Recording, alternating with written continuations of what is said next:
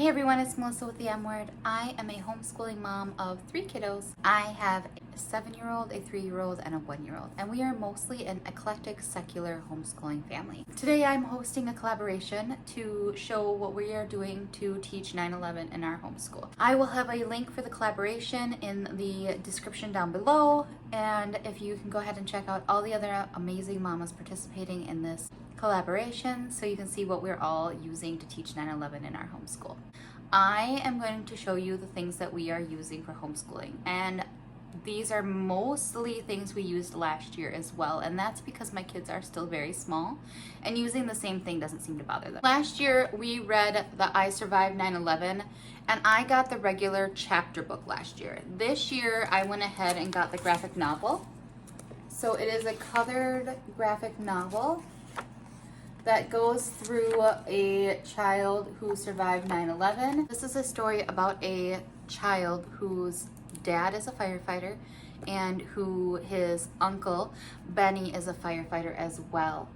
And instead of going to school one day because he was upset with his parents, he chose to go to the firehouse where his uncle and his dad worked. It is a very good book.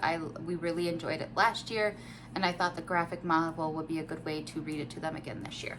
We also read, I think it was called Hero Dogs last year. It was about the search and rescue dogs that were used in 9/11. That was a really good book as well, but I did not pick that one up again this year.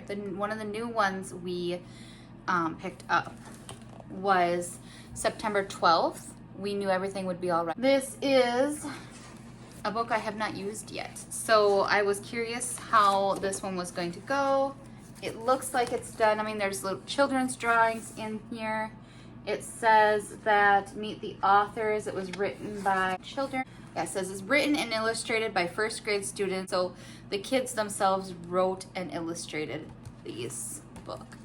And then these are the kids here. So I thought it would be really cool to read a book that was written by children very similar in age to my daughter, who is in 2nd grade this year. And then last year we read Fireboat. I loved this story. It was so sweet.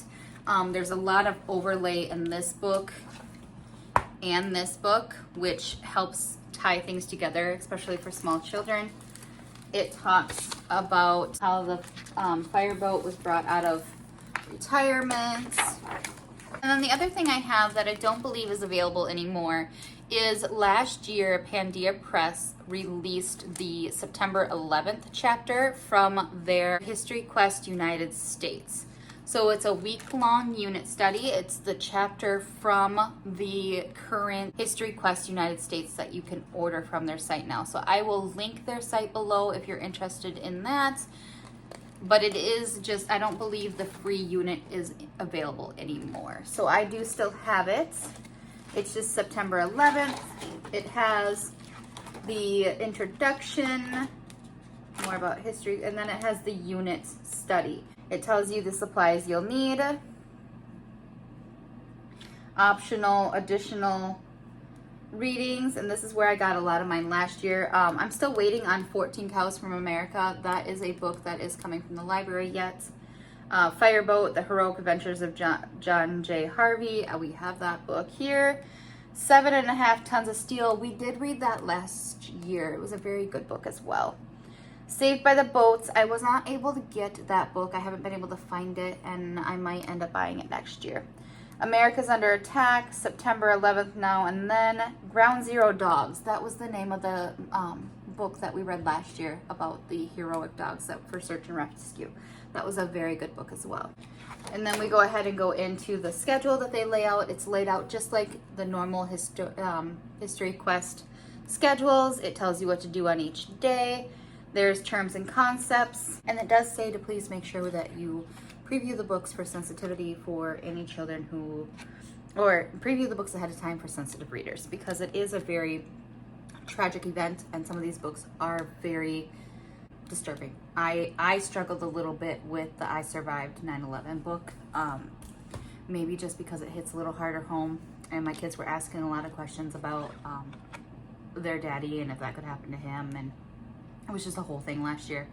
I think this year it'll be better. Last year was the first time they were exposed to the idea that something could happen where daddy would go to a fire call, and in the books, these daddies weren't coming back home.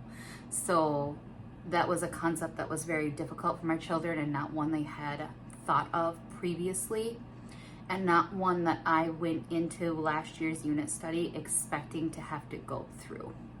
I should have been well aware that that was going to happen.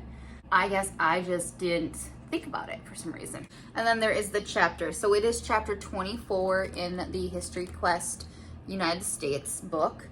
And there is just the insert here for the chapter. And then of course there's the history hop at the back as well. So history hop, just like normally laid out, just like any other History Quest book would be laid out. And then at the back there is the photo for covering and the history helpers that their child is to fill out. Mine are laminated, so I have trouble printing them. I did not make the greatest decision there when I laminated those, but I do like the unit study and I do enjoy using it with my kids.